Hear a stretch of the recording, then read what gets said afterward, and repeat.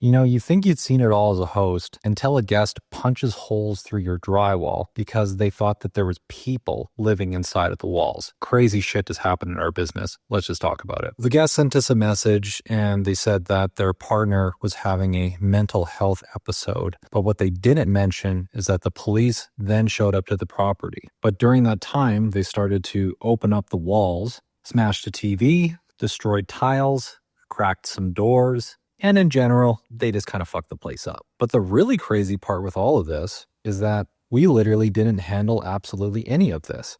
In fact, our team literally handled everything. They did the cleanup, they did the repairs, they reported the incident to Airbnb, they filed the claim, they submitted all the documentation, they managed the guests afterwards, and literally within about 36 hours, you would have never known that any of this had happened. And Airbnb actually also paid us about $12,000 on this claim. So this is why it's so important to build systems in your short-term rental business, not just for growth, but for when moments like this hit. Now, I want to be super clear. Stuff like this is pretty rare. It very rarely ever happens. But I want to hear from you guys. What's the craziest thing that you've ever had to deal with as a host during your journey? Comment below and let's swap horror stories.